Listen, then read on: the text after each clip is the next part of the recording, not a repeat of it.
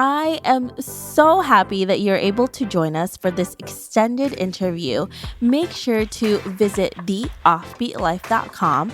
Again, that's theoffbeatlife.com to get more killer resources. All right, so we've been talking about landing a remote job for a while now, but the one thing you're probably most curious about is how to learn the online skills you need to land these jobs. I'm not just talking about getting a brief introduction, but learning from actual accredited schools so you can be taken seriously when you apply for these jobs. You've been waiting for a while, and I'm really sorry about that, but I have finally created a whole page listing the best courses to take, from teaching English online to becoming a freelance writer and so much more, all from trusted sources that will get you that remote job. So if you're ready and serious to take the next step, then visit theoffbeatlife.com/learn online skills to get started. Again, you can visit theoffbeatlife.com/learn online skills to get started. Hey everyone, thank you so much for being here for this extended interview with Chase, where he's going to talk about how to navigate your way and find out the right lifestyle as a remote worker. Hey Chase, how are you? I'm doing great, Debbie. Good to see you. It's so good to speak with you again. I was really blown away by your journey. So if you guys haven't heard his initial interview, definitely check that out at theoffbeatlife.com. But today we're going to talk about really figuring out the right place for you, right? Because there's so much that you can do with this newfound freedom that you have. And Chase, you've been doing this for a very long time and you have a lot of tips for us. But before we get to that, can you tell us about you and why you live an offbeat life? Yeah, sure. So I am an American currently living in Spain. I've been here for almost 4 years. And prior to that, for the last 12 years, which is the entirety of my career after university or college, I've been working remotely and traveling a lot, and particularly with my wife and our Siberian Husky. We digital nomaded around the world for a while, but currently we live here in Spain. We've both been able to establish location independence and try to take advantage of that as much as possible. Traveling 3 or 4 or 5 months out of the year, a lot of it in our camper van around Europe, sometimes to other fun places around the world, but all kind of with the idea that we like to have our balance, our career, our lives, but also keep that adventurous side going. Well, you do. You have a very adventurous lifestyle. And every time you mention your dog, I'm like, oh, dog. Like everything that I was going to say, I forget because I'm like, dog? Oh, dog. We can always revert back to dog. That there would be no problem for me there. It's so funny because every time Chase mentions his dog, I'm like, oh, dog, how's the dog? I'm like, how's he doing? Like my dog is genuinely more popular than I am. Like people will walk up to me here in Valencia and be like, hey, I remember your dog. Who are you again? It's like, I don't remember you because I always look down at your dog, but not you. Who are you? That is hilarious. So this lifestyle is obviously not as easy as we think. There's a lot that goes into it. And the first thing about transition is really transitioning from your regular desk job 9 to 5 to a remote lifestyle, right? So there's a lot of things that we can tap into. But the first thing that I wanted to talk to you about is really what type of skills do we need to learn so that we can be prepared for this and actually get a job? Yeah, great question. So the remote companies that I a little bit of background real quick. I work at a fully remote company that has been doing remote work, and 100 people in 35 different countries for more than 10 years. So we've really figured out how to do remote work at a high level. And we collaborate with some of the other leading remote first organizations in the world. So we all kind of trade secrets with each other, I guess, but we share it all pretty openly as well. Like, this is what makes a good remote worker. So a lot of our content is generated towards this, helping people become really good at working remotely, because it does take a little bit of a change of mentality. It takes a lot of intentionality is the word that comes to mind most often. You have to kind of shed some of the things that we learned in school and in university. It's just a different way of doing things. and put a little bit more intentionality behind how you're going to approach remote work. So, for instance, a lot of us are really good communicators because we're used to communicating face to face or over the phone, and that has helped you succeed a lot in the past. But what remote organizations are really looking for is predominantly really good written skills. So that doesn't mean if you're a really good verbal communicator that you can't be a good written communicator also. I would be more of a talker than I would be a writer, but I had to learn to write in the setting of communicating succinctly because there's a lot of communication. This isn't long form writing articles or emails. This is trying to get a lot of information packed into as few words as possible and do it in a very thorough way. So that's an art and a skill that can be learned and tweaked and tailored. And so it's one of those things that if you don't have it right now, you should put some effort into learning, how can I be a better written communicator? How can I achieve communicating this idea in fewer words and in a more clear way? And there's lots of resources out there on how to do this. So this is something that we're looking for in the remote world. We're also looking for people that can do everything without having to have someone looking over their shoulder. So that's generally because we can't be looking over your shoulder if you're working on the other side of the world. But we want to know that we can trust you to be working without having to surveil your laptop or track mouse clicks or something like that. We want to know that you're working based on the work that you're delivering and not on having to track you. So these are a couple things. If you can kind of exhibit that you have those skills, hey, I'm good at writing. I'm also good at holding myself accountable and taking the initiative, then those two things are going to get your foot in the door at the bare minimum. Yeah. And from what I am hearing from you is that you really have to be a good communicator, right? And also be independent, an independent worker, because without those two things, then you're pretty much not going to succeed as a remote worker. Yeah, exactly. You don't get any credit just for showing up in the remote world, and that gets people through a lot in the in-office space. Often, I mean, literally, you walk through the door and you might only do 2 hours of work in the day, but just for being there, you get credit for 8.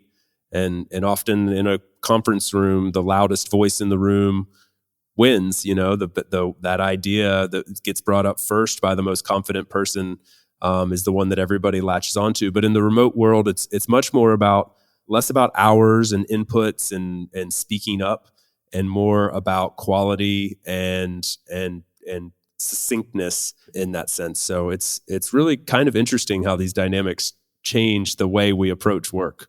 And this is good news for people who are introverts. It's very right? good news for introverts. Yes, very good news. And Because a lot of also times, it's great for diversity. It works wonders for diversity as well. There's a lot of benefits that can come in that sense as well. Exactly. Because I'm sure a lot of people are like, yeah, I have a lot of ideas, but I'm too shy to, to speak up. But now, you don't have to. You just write it down and send it off. You're good to go.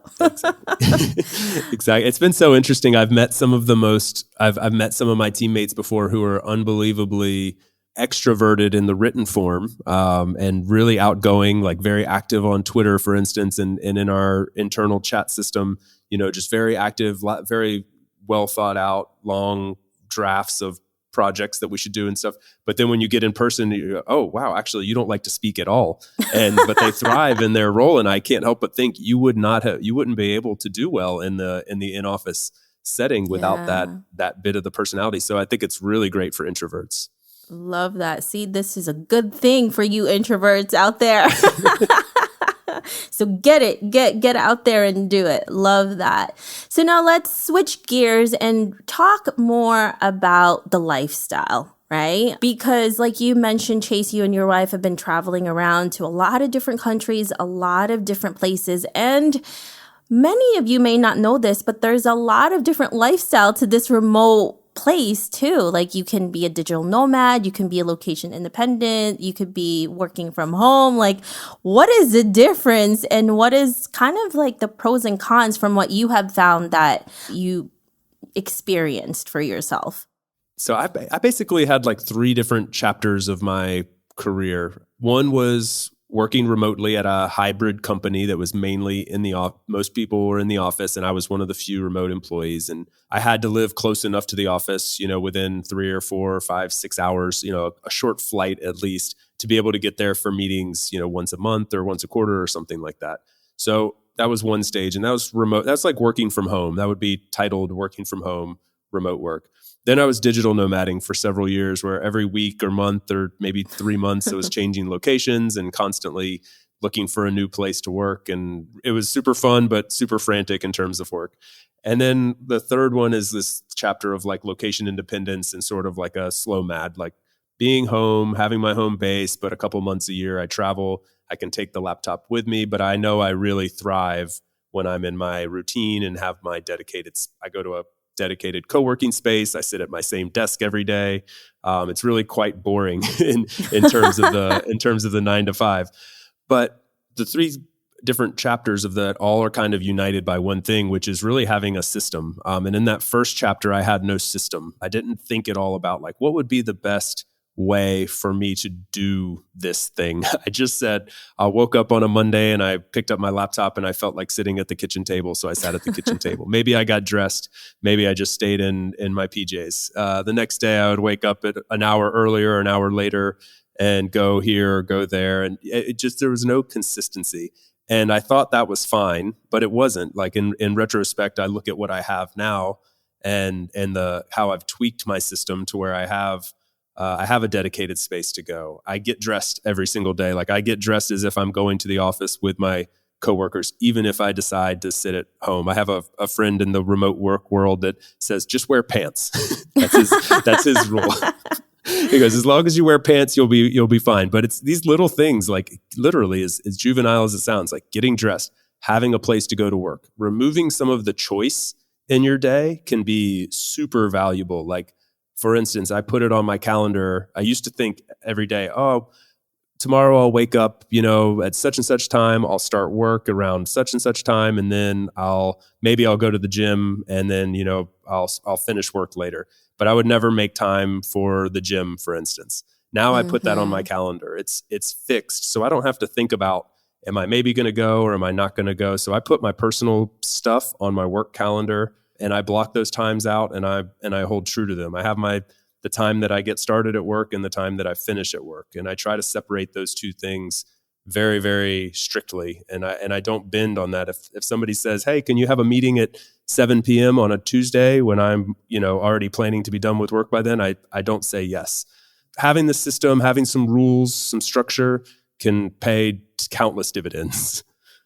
Yeah, I definitely agree with you on that. I mention this all the time whenever I discuss this with people, is that you want to get out of that work routine. It's kind of like we're rebelling against it once we leave the 9 to 5, and then we find that it actually is a good thing for us. And then we talked about this with the initial interview. It's actually about the freedom that you're giving yourself, and you choose to put whatever it is that you want to put in your calendar and not somebody else doing it. Obviously, you may still have employers to answer to, but when you want to do it, how you want to do it is up to you. And I also found that when I set a routine for myself, like waking up at a certain time, doing, whatever it is that I want to do, and then getting to work at a certain time is so crucial. Like, you wouldn't think that. You'd be like, it's so funny, right? I don't know. Is that just... It is. Is it just like being human beings? But I don't know. Or maybe it's just the type of people that we are. I don't know, because I don't... It might be. I mean, our company is also a productivity company. Like, we produce productivity software, so we kind of get into this stuff. And it's one of those things where, like, we all tend to think we're way better at this than we actually are. Even there's a spectrum. Like, some are better at it than others, just kind of winging it, that is. But generally speaking, even the person who's great at winging it would be better, even a little bit better, with some kind of system in place. And touching on like something you just mentioned, which is the options thing. Like, for me, what I've become to love about location independence almost more than the location aspect is like the freedom to create my own schedule. Yeah. And within that, giving myself some structure. So like I tend to wake up super early at 5 or 6 a.m. And if I, in a traditional setting, like if the office opens at 9, like what am I doing for those 4 hours?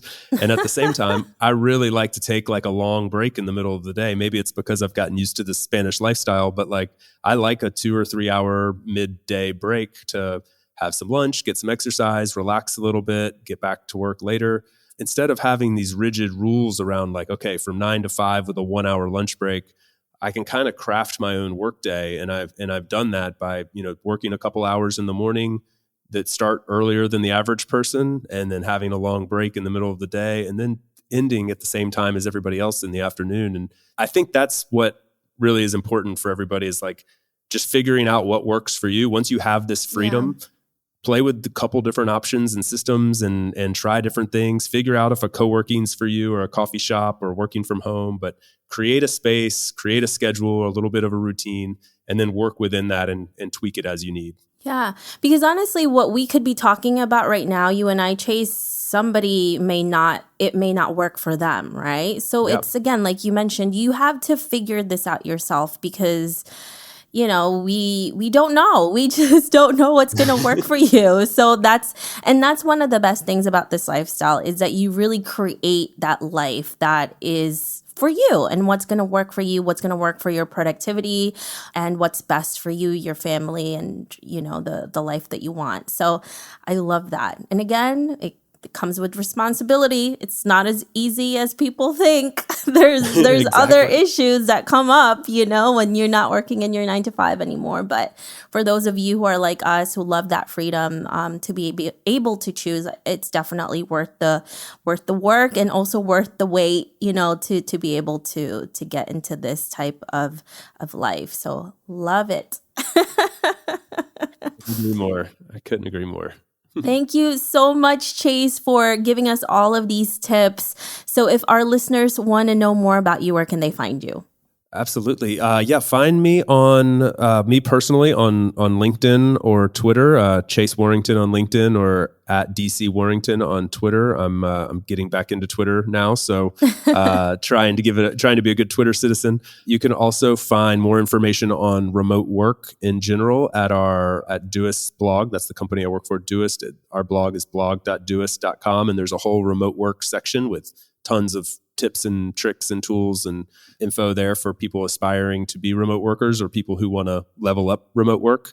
And then find me personally. I also host a podcast called About Abroad, and so you can go to aboutabroad.com, and there's a contact form there if you'd like to reach out about any of the content related to About Abroad. Awesome. Thank you so much, Chase. We can't wait to look at all of the information that you gave us. We really appreciate you. Thank you, Debbie. It was a pleasure. I hope you enjoyed this extended interview with Chase. Make sure to visit theoffbeatlife.com. Again, that's theoffbeatlife.com to get the full interview, where he shares how to stay productive while living on the road. Hey friend, are you looking to land a remote gig ASAP? Well, did you know that we not only have a ton of online jobs you can apply to on our site, but now we are also sending them straight to your inbox. I'm happy to announce that we will be sending our email subscribers legit online jobs every Wednesday. We have done hours of research, so you don't have to. If you want to be the first one to hear about the remote gigs we find, go to theoffbeatlife.com to subscribe. Thanks for joining me on this extended interview. Don't forget to subscribe and leave a review on iTunes. We can also chat some more on Facebook at The OB Life. I'll talk to you soon.